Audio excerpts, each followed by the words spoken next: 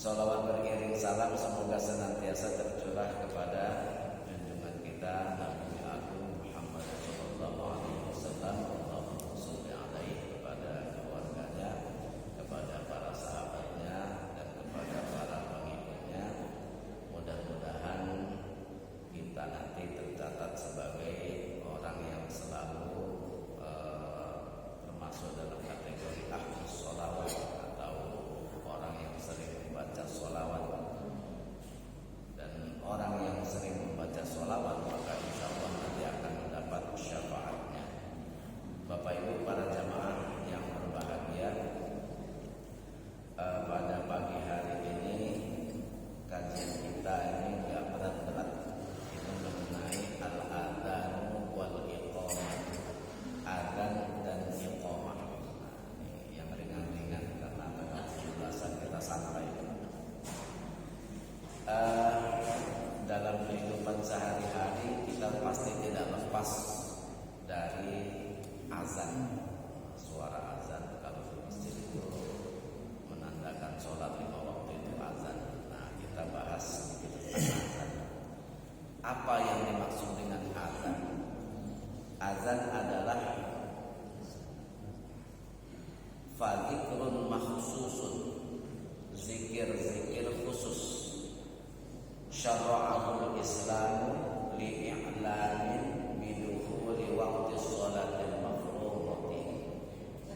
Zikir-zikir atau bacaan-bacaan khusus yang disyariatkan oleh Islam untuk pemberitahuan telah masuknya waktu sholat fardu.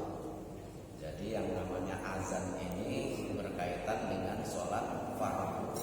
Kalau sholat sunnah itu enggak ada azan. Pernah enggak Bapak Ibu ada sholat sunnah kok pakai azan? Nah, kan enggak ada. Sholat fardu. Walida'watil muslimina ilal ijtima'i ilaiha. Dan azan itu juga fungsinya adalah untuk mengajak orang-orang muslim agar berkumpul melaksanakan sholat 5 waktu. Nah, makanya ketika azan, begitu azan selesai jangan langsung qomat dulu. Jadi tunggu sebentar, ya 5 menit, mungkin mereka sedang dalam perjalanan. Ketika azan kan mungkin baru terdengar, ternyata sudah azan. Yang tadinya sedang ngopi-ngopi santai ngobrol, nah akhirnya dia ambil air wudhu. Begitu selesai wudhu pakai sarung, pakai peci, azan sudah selesai. Nah kalau langsung qomat, dia perjalanan ke masjidnya belum selesai. Wal adzanu sunnatun bis sholatil hadirati wal fa'ilati. Azan itu hukumnya adalah sunnah untuk sholat yang dilakukan tepat pada waktunya atau sholat yang sifatnya fa'idah, sholat yang qadha. Misalnya orang kalau qadha ini berarti sudah bukan pada waktunya. Misalnya ada hal-hal tertentu yang membuat dia itu harus mengqadha sholatnya dan lain sebagainya. Nah ini hukumnya sunnah muakkadah, sunnah yang ditekankan. Kapan azan ini disyariatkan? Nah, sejarahnya dari sisi historisnya, kana tasyri'ul adzani fi sanatil ula lil hijrati. Pensyariatan azan itu dilakukan pada tahun pertama Hijriah. Jadi begitu Nabi hijrah dari Mekah ke Madinah, kemudian gak lama setelah itu disyariatkan azan. Nah ini ada ceritanya ya Bapak Ibu. Rawa al-Bukhari, Imam Bukhari meriwayatkan. Ceritanya itu dalam sebuah hadis yang diriwayatkan oleh Imam Bukhari, nomor hadis 579, dan juga Imam Muslim. Ani bin Umar radhiyallahu anhu, dari Ibnu Umar radhiyallahu anhu. Kalau disebutkan Ibnu Umar berarti pasti putranya Umar bin Khattab. Tidak Ibnu Umar. Apa katanya? Jadi Ibnu Umar bercerita, kanal muslimuna hina qadimul Madinah. Orang-orang muslim ketika mereka sudah berada di kota Madinah, yajtami'una, mereka berkumpul di satu tempat, ada yang di masjid apa di mana, di satu tempat. Kalau di sini nggak diceritakan di masjid, tapi berkumpul gitu lah. Fayatahayyanuna sholata. Nah, ternyata setelah berkumpul itu waktu sholat itu telah tiba. Laisa yunadalaha, nggak ada orang yang mengingatkan bahwa waktu sholat telah tiba. Jadi karena asiknya ngobrol itu, tiba-tiba waktu sholat zuhur sudah masuk, tapi nggak ada yang mengingatkan. Akhirnya apa? Fatakallamu yauman fi dzalika. Maka kemudian di antara mereka itu ada yang mendiskusikan itu. Kita ini setelah diwajibkan sholat 5 waktu, disuruh berjamaah, tapi kok nggak ada komandonya ya? Mereka saling, oh iya juga ya, nggak ada komandonya.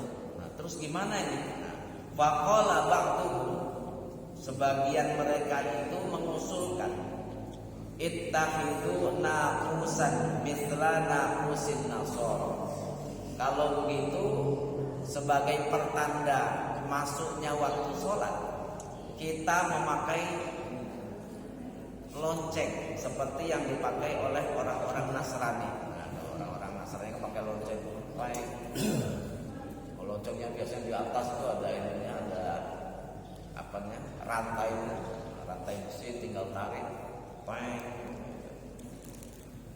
Wa qala ba'duhum, nah sebagian lagi mengusulkan bal buqan misla qarnil yahud. Kalau kita nggak usah pakai lonceng, pakai trompet aja seperti orang-orang Yahudi. Faqala Umar, maka kemudian Umar bin Khattab mengusulkan, awala tab'asuna rajulan yunadi bis sholati. Loh, kenapa kok kalian itu nggak menyuruh seseorang untuk memanggil untuk sholat? Jadi kita nggak ngikutin orang Yahudi, nggak ngikutin orang Nasrani. Kita punya ciri khas sendiri. Faqala Rasulullah sallallahu alaihi wasallam, maka kemudian Rasulullah sallallahu alaihi wasallam bersabda, ya Bilal, wahai Bilal, qum fanadi bis sholati, berdirilah dan panggillah untuk sholat, maksudnya azanlah. Maka mulai saat itulah kemudian disyariatkan yang namanya azan sebagai panggilan sholat. Wasiqatul adzan, adapun kalimat-kalimat azan.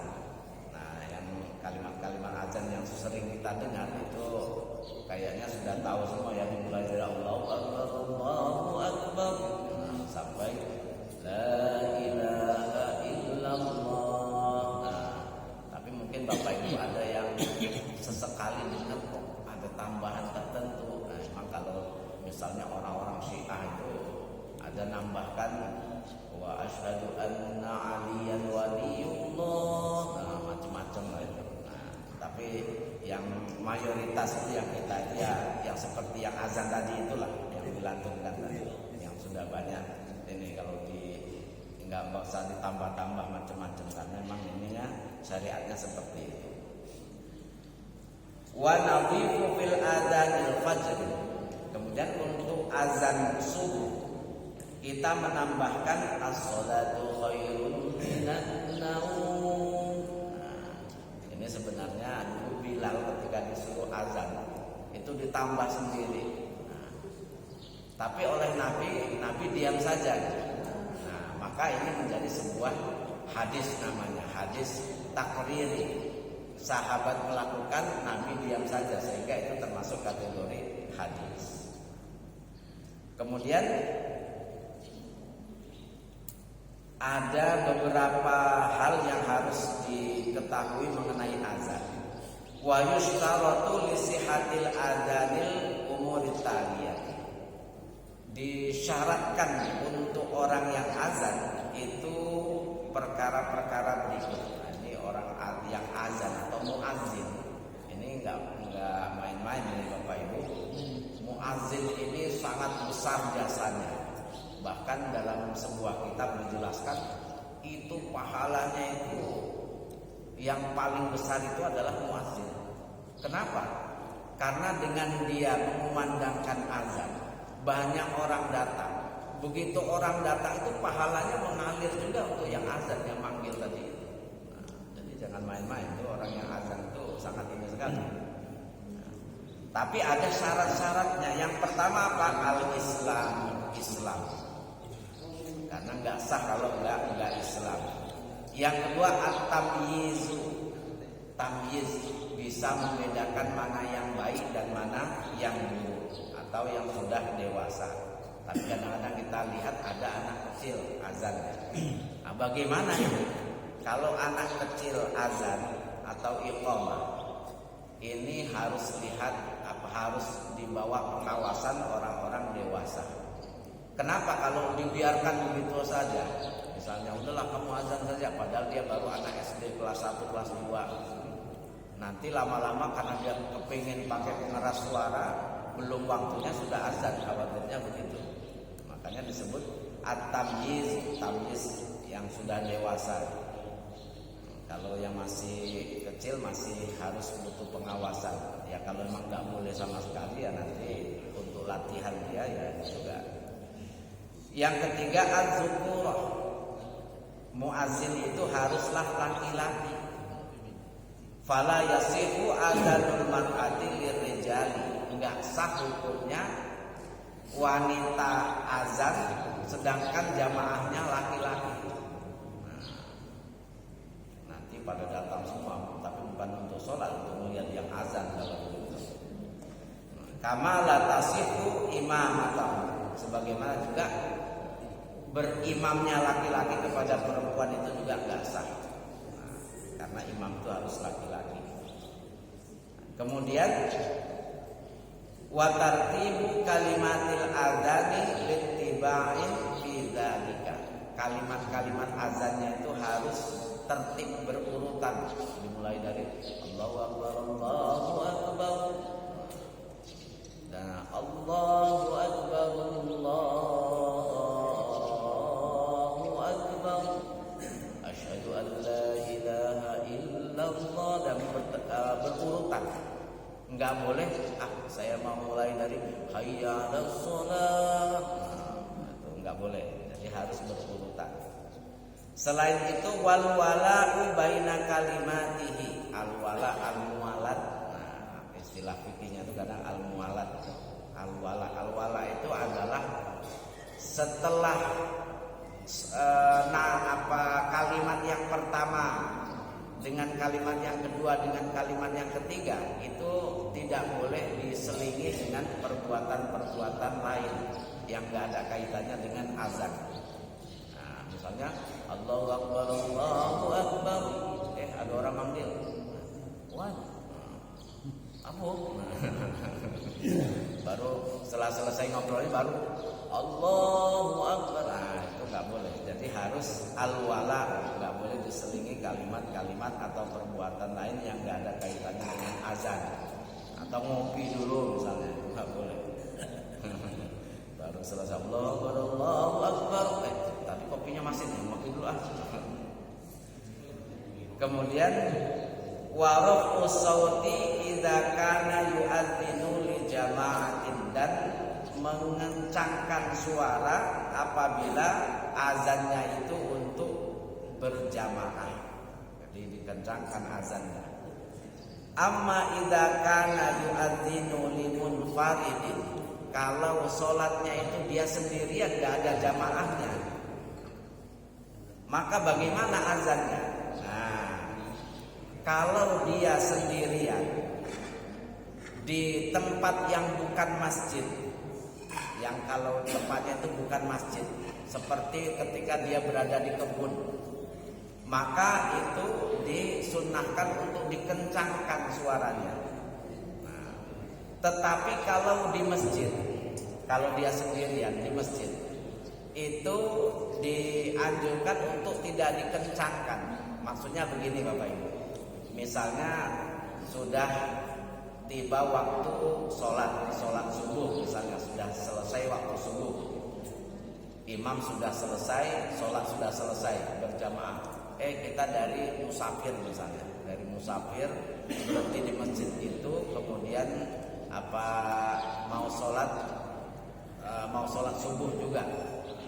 Karena kita agak terlambat, sudah selesai sholatnya, kita azan sendirian, itu nggak boleh dengan kencang-kencang. Kenapa? Karena khawatir nanti bisa membuat orang pada bingung. Ini apa ini, azan apa lagi? Kalau di masjid. Tapi kalau kita nggak di masjid, misalnya di kebun atau di mana, memang disunahkan untuk dikencangkan suaranya. Rawa al-Bukhari, Imam Bukhari meriwayatkan nomor hadis 584. Anna Nabiyya sallallahu alaihi wasallam qala li Abi Sa'id Al-Khudri radhiyallahu anhu, bahwasanya Nabi berkata kepada Abu Sa'id Al-Khudri, "Inni araka tuhibbul ghanama wal badiyata." Wahai Abu Sa'id, saya itu kok melihat kamu itu hobi untuk ngembala. Fa idza kunta fi khadamika aw badiyatika fa azanta lis sholati. Kalau kamu sedang menggembala, kemudian kamu mau sholat, maka azanlah untuk sholat itu. Farfa' sautak, dan kencangkanlah suaramu ketika azan tadi. Kenapa?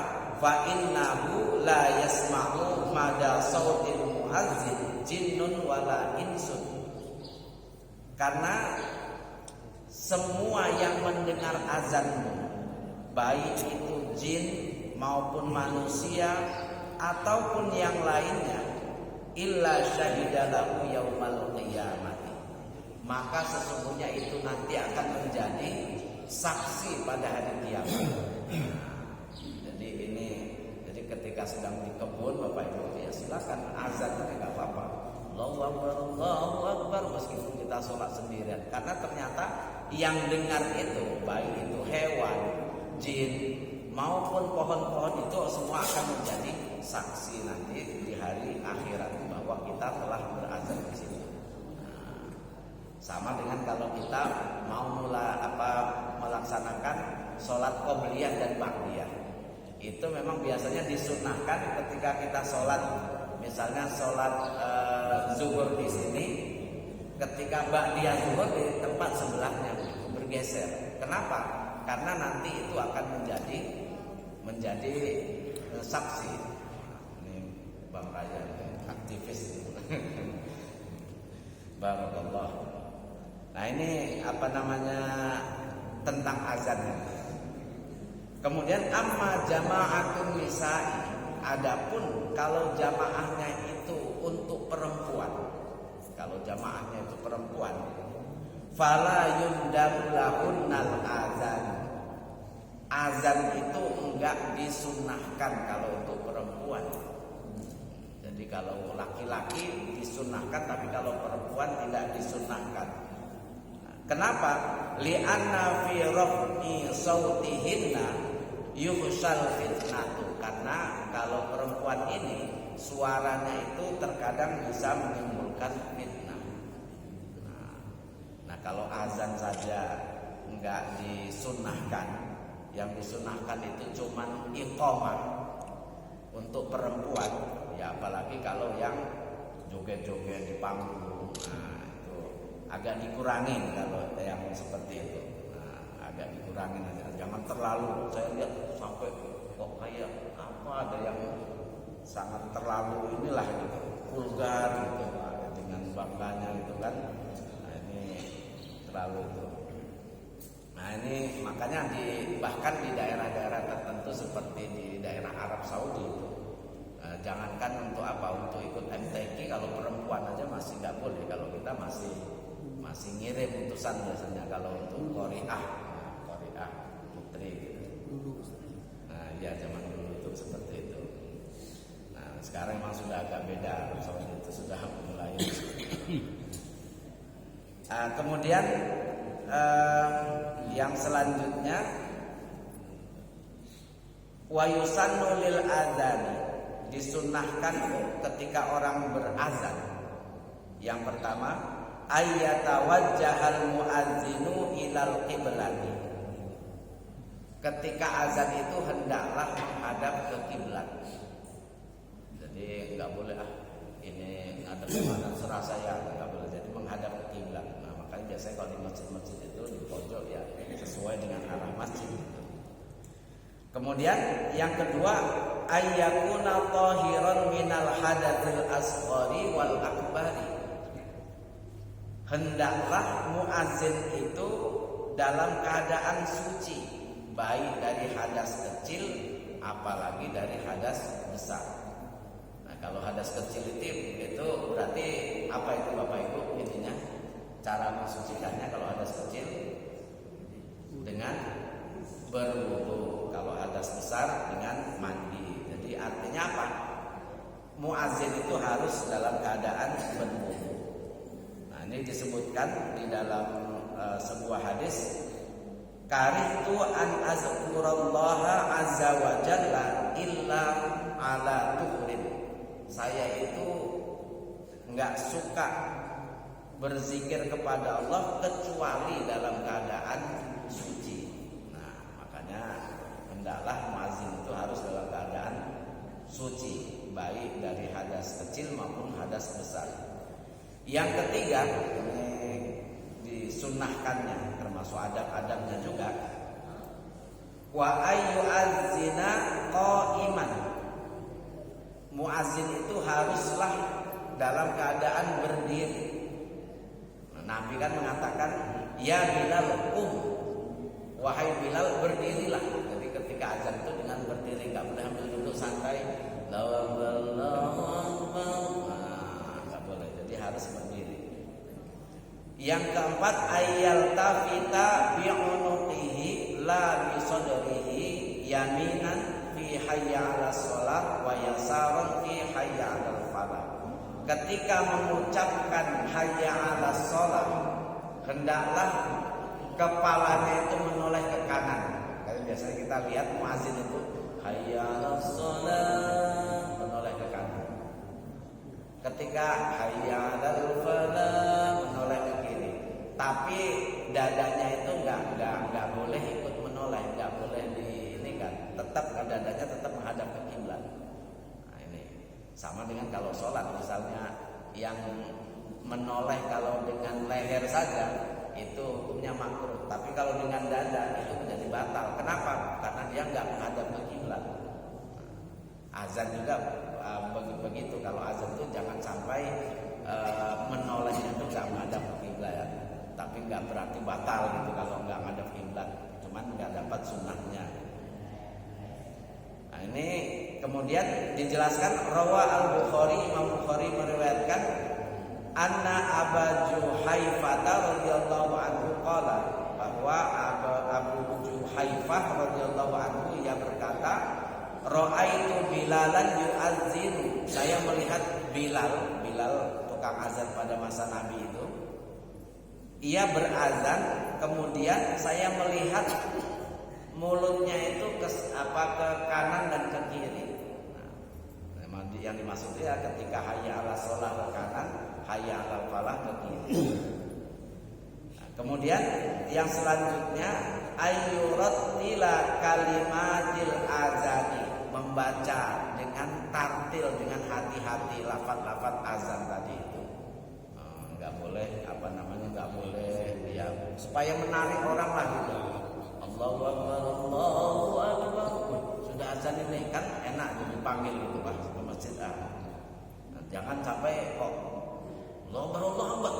Sudah la ilaha illallah. Wah, ini tukang marah ini agak dari ke masjid Nah, orang begini. Jadi harus ini supaya orang itu bisa tertarik untuk ke masjid. Yang ketujuh, at-taswibu fi adzan subhi, membaca taswib ketika azan subuh. Ketika azan subuh kan ada bedanya ya Bapak Ibu. Ketika as-salatu khairum minan naum, apa jawaban kita? Sodaqta wa bararta wa ana ala dzalika minasyahidin. Sodaqta, salatu khairum minan naum, salat itu lebih baik daripada tidur, kata muazin kan gitu. Terus kita menjawab, sodaqta wa bararta, engkau benar dan engkau telah berbuat baik. Wa ana ala dzalika minasyahidin, dan saya itu menjadi saksi bahwa engkau telah berbuat baik. Itu sodaqta wa bararta wa ana ala dzalika minasyahidin ketika azan subuh. Kemudian wa ayyakunal muazzinu sayyitan hasanas sauti, muazzin itu haruslah suaranya yang bagus. Nah, makanya Bilal itu dipilih oleh Nabi karena suaranya bagus. Liyaraqqa qalbas sami, supaya hati pendengarnya itu luluh. Jadi dia berangkat ke masjid.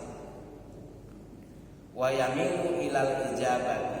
Nah, ini dipilih yang lantang, yang bagus, yang ini, yang baik.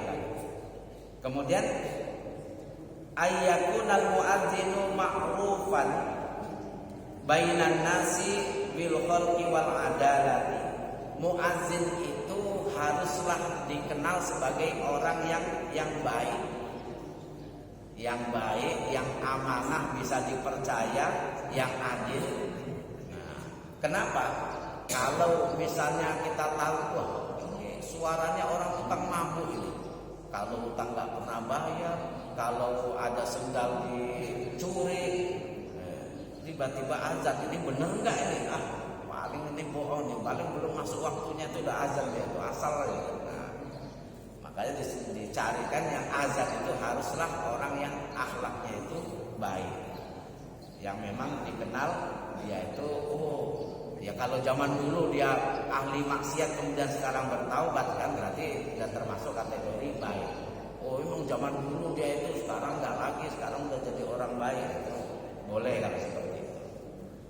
Nah, ini yang harus diperhatikan, ada mutamqid bil azani ay tamdidihi wa taghanni bihi bal yukrahu dzalika. Ketika azan itu enggak boleh dipanjang-panjangkan yang seharusnya enggak panjang atau dipendekkan. Misalnya Allahu akbar, Allahu akbar. Nah, barnya jadi panjang. Padahal harusnya akbar, jadi akbar artinya beda itu. Kalau akbar itu maha besar. Kalau akbar pakai alif itu artinya itu apa? Drum. Masa Allah itu drum kan lucu. Enggak jadi enggak ini. Atau dipendekkan. Ini sering ini. Asyhadu an la ilaha illallah, saya bersaksi bahwa tidak ada Tuhan selain Allah. La itu kan tidak atau tidak ada. La ilaha, tidak ada Tuhan selain Allah. La ilaha illallah. Kadang ada yang memendekkan. Asyhadu an la ilaha illallah. Itu jadi salah. Saya bersaksi bahwa ada Tuhan selain Allah. Itu kan artinya menjadi yang tadinya beriman jadi musyrik jadinya. Artinya apa? Itu artinya melenceng sangat jauh dari apa yang seharusnya. Makanya ketika azan itu harus diperhatikan betul mana yang panjang, mana yang pendek, mana yang pakai tasdid dan lain sebagainya. Ada nggak yang pakai tasdid? Nah itu. Kalau nggak ada jangan dipakai tasdid. Nah, itu sering saya lihat tuh kok.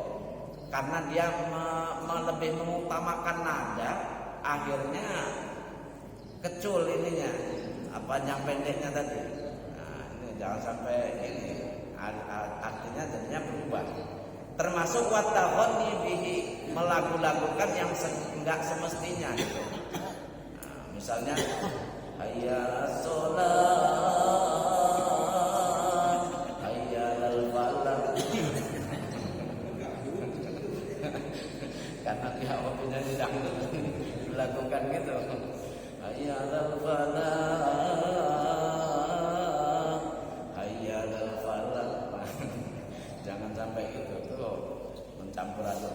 wa taghanni bihi, enggak boleh menyanyikan seperti itu.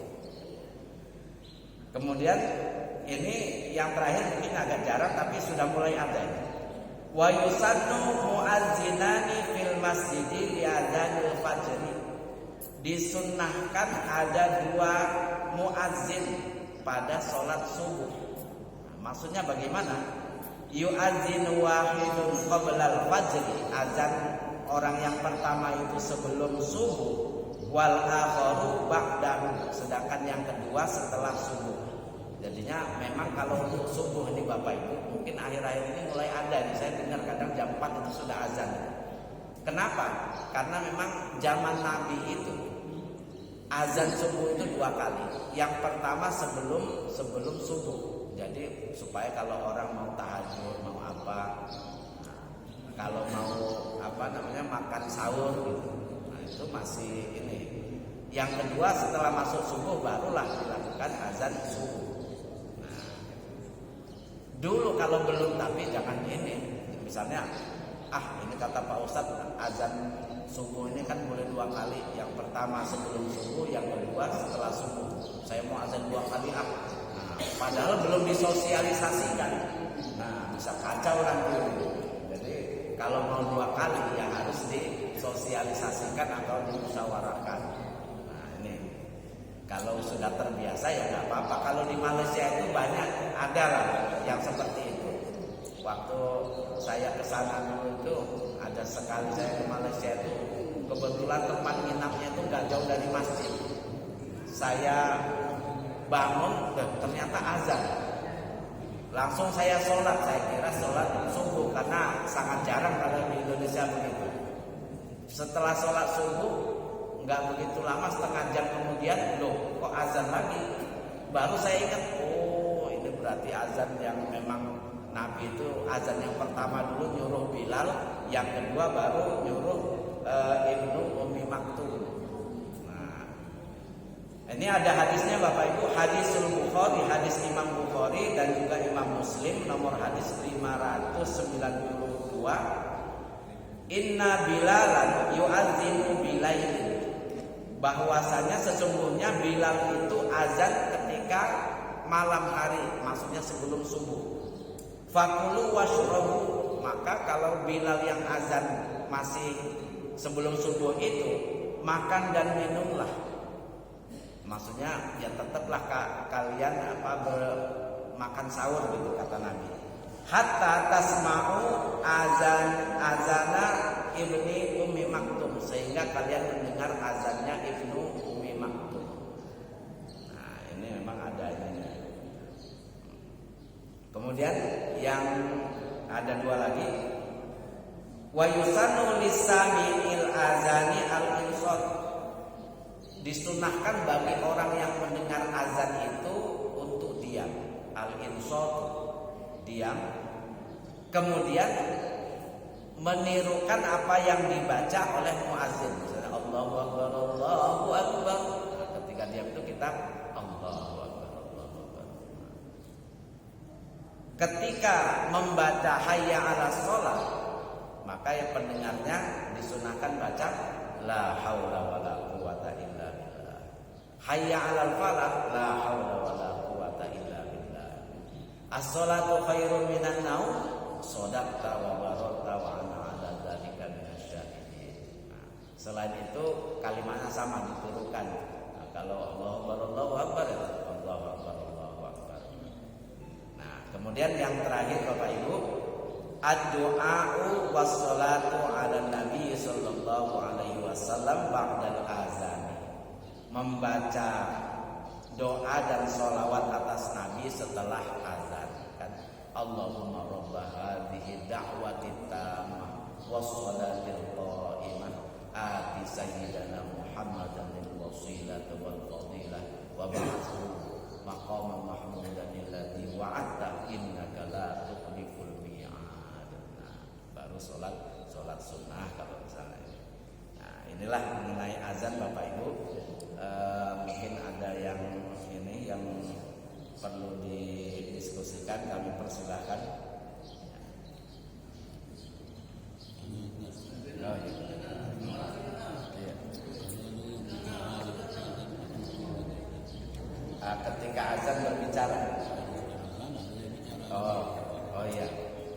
memang kalau kadang-kadang sering ya orang sedang azan jamaahnya pada ngobrol gitu. Nah, memang ini makruh hukumnya. Kalau ya makruh tapi mendekati haram lah gitu, makruh tahrim. Kenapa? Karena seharusnya itu diam kan. Makanya disebutkan wa yusannu lisami'i al-azanu lisami'il azani al-insat.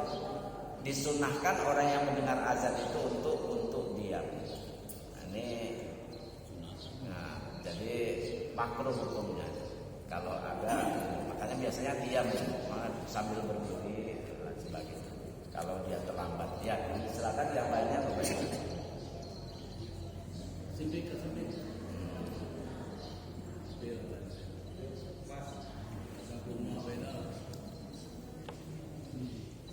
Itu kalau di Jawa itu orang awam itu sampai 3 orang, 2 orang bahkan. Ini kan Allah Akbar satu lagi sini, nanti Allah Akbar terus satu lagi sini, Allah Akbar. Saya dulu pernah juga gitu. Oh iya, hukumnya gimana ya? Memang ada di tempat-tempat tertentu kayak di Cirebon itu ada masjid yang 7 orang muazzinnya itu. Jadi 7 orang berjajar azannya bareng gitu. Ya sebenarnya ini tidak apa-apa gitu, nggak ada larangan untuk itu. Asal kalimat-kalimatnya sama, adab-adabnya sama, dalam keadaan suci juga, kemudian tidak dipanjang-panjangkan yang seharusnya pendek atau sebaliknya gitu. Asal ikutin itu tidak ada ini. Tapi jangan kita buat-buat begitu gitu. Artinya apa? Kalau memang di sini kebiasaannya satu orang, mungkin ada sejarahnya sendiri gitu. Biasanya begitu. Nah, kalau membuat itu bisa membuat kehebohan, membuat tanda tanya orang, ya jangan. Nah, biasanya kalau tempat di sana itu azannya begini, saya di sana aja lah gitu. Nah, itu kalau sudah dikenal tuh, kalau di masjid itu yang azan itu 3 orang misalnya, ya sudah, ya nggak apa-apa kan orang udah tahu. Tapi kalau kita biasanya 1 orang tiba-tiba kok 2 gitu, kan membuat orang jadi heboh. Ini apa ini, aliran apa lagi? Nah, misalnya gitu. Nah ini apalagi yang sampai 3 orang tadi ganti-gantian ya, gitu, ganti-gantian. Itu nggak tahu maksudnya apa. Boleh jadi seperti mukabbir gitu. Mukabbir misalnya kalau zaman dulu sebelum ada mic gitu, ada pengeras suara. Ketika jamaahnya banyak itu kan biasanya ada yang menyambung suaranya, misalnya Allahu Akbar, Allahu Akbar. Nah, untuk memberitahukan yang belakangnya, mukabbir namanya. Mukabbir shaut. Nah, ini enggak apa-apa, tapi kalau sudah ada mic itu ya memang sudah agak jarang sekarang mukabbir karena sudah terdengar semuanya. Kayak di Masjidil Haram itu mic-nya itu sampai berapa ratus gitu. Jadi begitu ngomong semuanya kedengaran gitu. Seperti itu. Ya, makasih. Ini Pak D ya. Enggak ada ya Bapak Ibu ya. Ini kayaknya udah mau siap-siap mau ikut lomba apa ini, makan kerupuk ya. Biasanya di tempat kami itu ada lomba mancing. Paling senang saya mancing. Ini biasanya saya nggak pernah bisa mancing. Tapi karena biasanya itu dilepas dulu lelenya itu, jadi ketika mancing itu gampang. Nah, tapi ya sekarang ini ternyata nggak ada. Ya, cuma upacara aja. Nah, iyalah Bapak Ibu, saya kira ini kalau memang sudah tidak ada, mudah-mudahan apa yang kita kaji, apa yang kita peroleh ini adalah ilmu yang barokah, yang bermanfaat di dunia wal akhirah. Amin ya rabbal alamin. Kita tutup dengan doa kafaratul majelis. Subhanallahumma wa bihamdika asyhadu an la ilaha illa anta astaghfiruka wa atubu ilaik. Wallahu muwaffiq ila aqwamit thoriq. Wassalamu alaikum warahmatullahi wabarakatuh.